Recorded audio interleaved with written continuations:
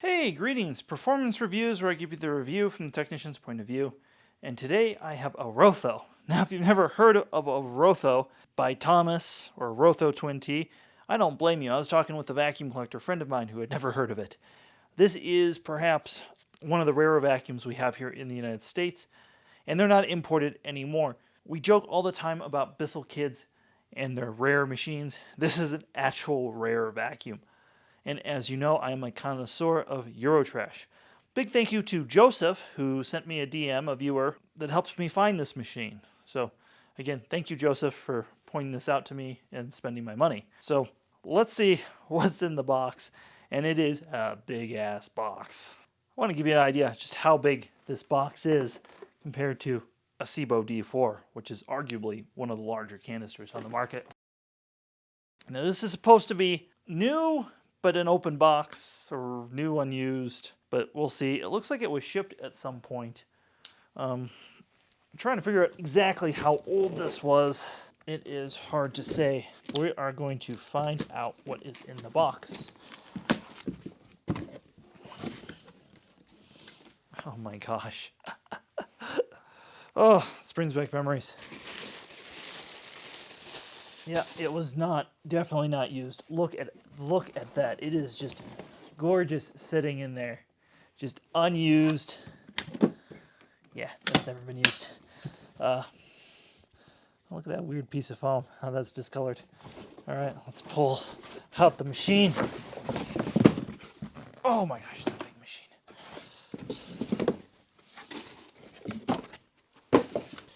Oh, look at that manual. That's a pretty big manual. And let's see if it's got all of its accessories or not.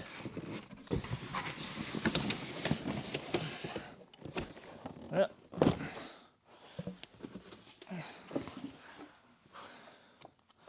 High quality mini turbine head, and we have a manual on the accessories.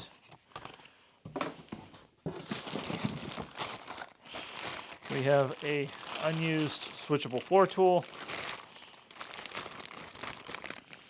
No Visselwerk markings. Oh no, I lied. It does have a Visselwerk marking right there. We have a shoe for the hard floor tool. I've always thought these felt shoes were funny. We have the wet pickup hose right there. The trigger. Oh, and it looks like that comes off. Okay.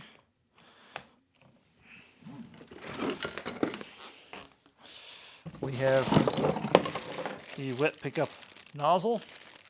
Now here's the part that becomes kind of a trick. You have a hard floor squeegee and scrubber nozzle. This is a baffle for a wet pickup. Extra filter. We have a package of solution that appears to be unopened. We have a upholstery tool for wet pickup, upholstery tool for dry pickup,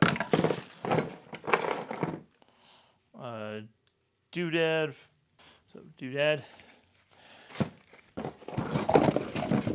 We have some clips. We have another baffle.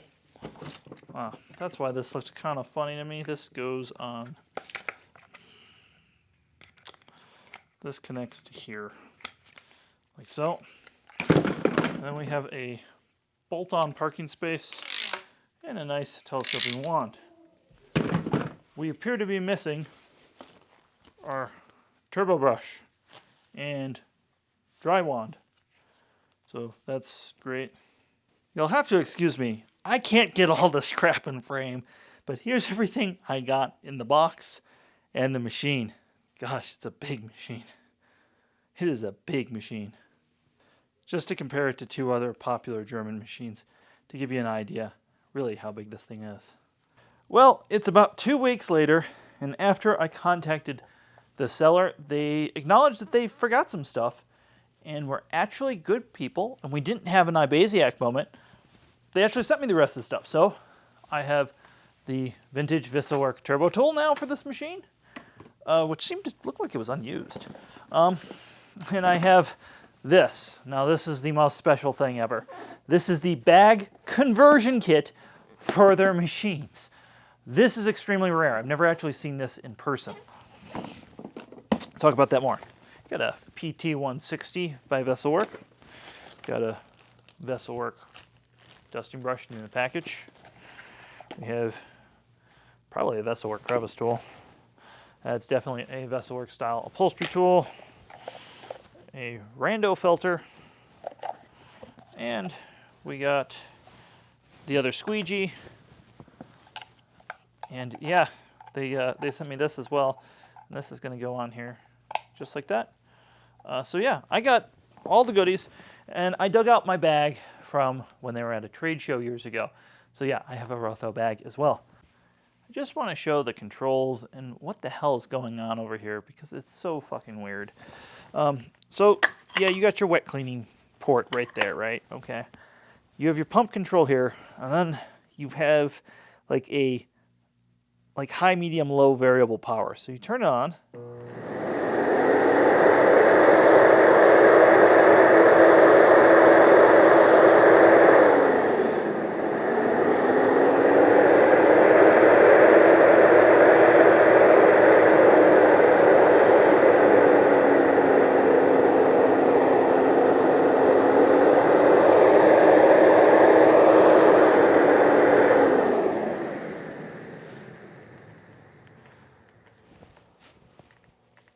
So as you can see, it's just extremely complicated and German, and there's no real reason for that. So what the heck is going on inside this vacuum?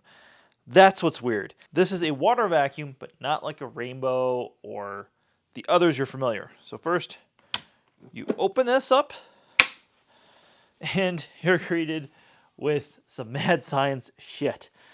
So let's start before we open this up. There's some nozzles right here. You can see there's some nozzles in there. So as you're cleaning, this is actually sucking water up and injecting the intake debris with water. Now, as it's doing that, I'll show you how it does that. In here, yes, you can see there's two chambers of water, and there's both kind of get dirty, but you have like a little cube filter and it's sucking in, and that's basically using the Venturian effect to do that. So there's no pump or anything. Then once the debris is wet, it's already coming in this hole. Phrasing. It's going to go down here into a series of baffles. Then it's going to get sucked into this filter.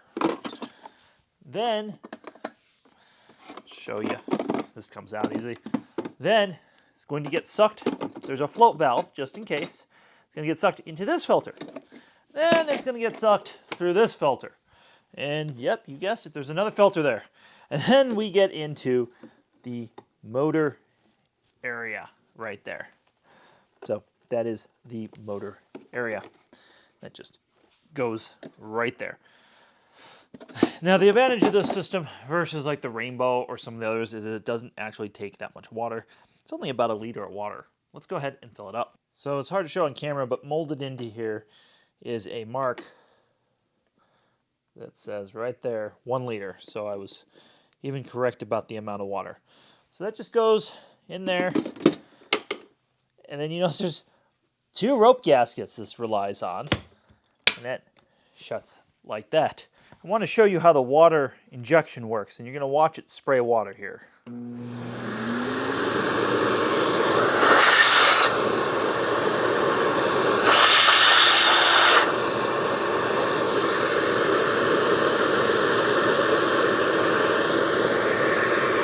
So it injects water. The water injection's working. And of course, the psychological effect that water vacuums have, and really all bagless vacuums, but it's more obvious on water vacuums. I just ran this. We just had the hose attached. Well, let's show you. Oh my gosh.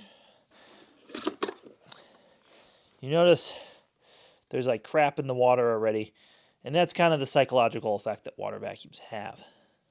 I guess the other thing I should show you is what else is going on the back side of the cleaner now that there's no water in it.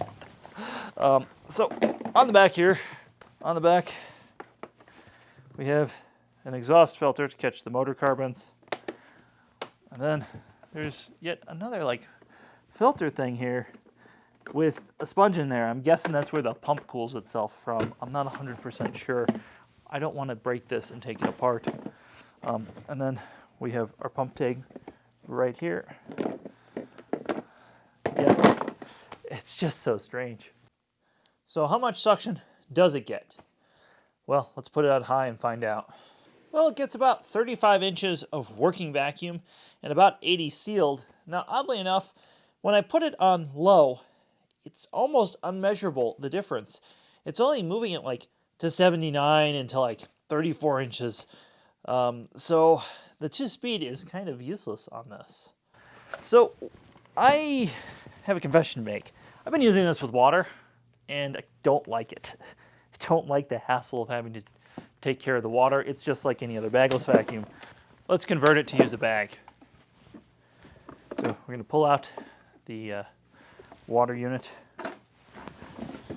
We're going to, we're going to open this up. This thing is so rare. I am just like excited to have this kit. And we have a set of instructions there. We have, man, I'm not even sure what these bags are from. These might be unique to this. They certainly feel like old school Miele bags, if you remember those generations. They're probably made by Rotho Filter. Yeah, they gave you 2 bags, and we got this thing. I almost feel like that's to seal something up. So let's see what's in the bag adapter. Oh, it's interesting. It's got a door.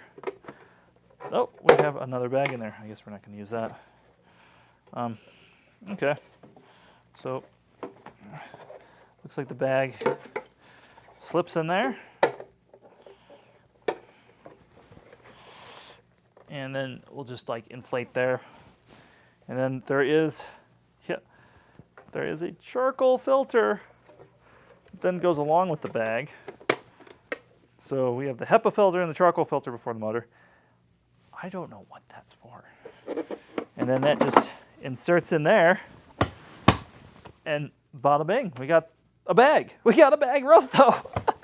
Which defeats the whole purpose of having it, to be honest. But it's extremely funny. Oh, so apparently this is the handle that's supposed to go on here.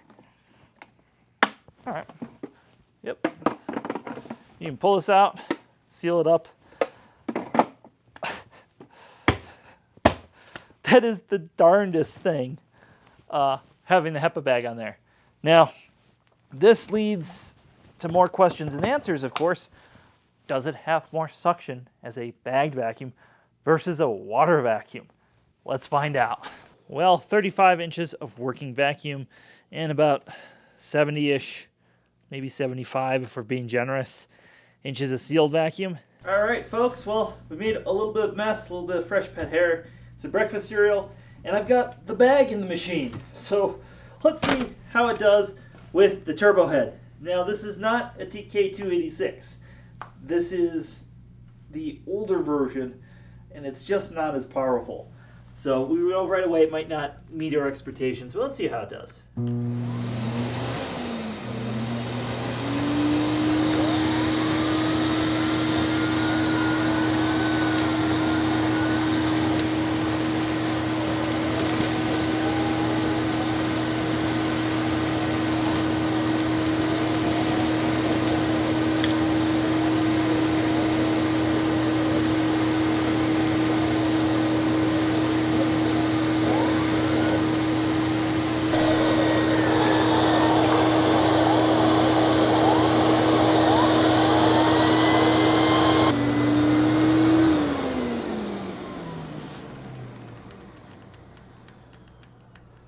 All right, well, that wasn't fantastic, but it did pretty well. And as you can hear with the microphone, the machine's got kind of a reasonable sound to it.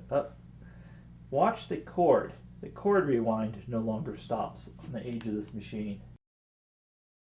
Okay, folks, well, I guess I have to show you its wet cleaning ability. And I have to say, it is kind of at an awkward angle. Yeah, this is really a much different angle than I remember this being at.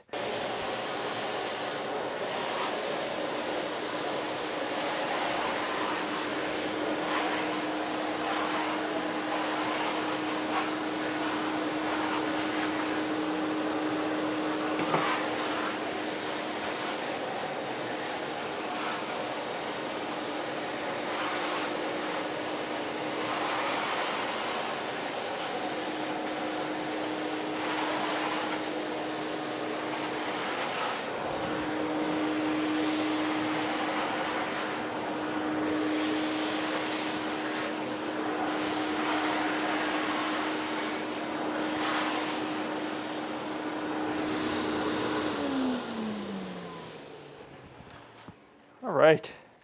Well, that certainly was interesting. Yeah, you can see this is just not at the right angle for somebody of my height. Gosh, it's just a really weird angle. It does put water out. It does suck a lot of it back up. You can see the floor is fairly dry where I just did that.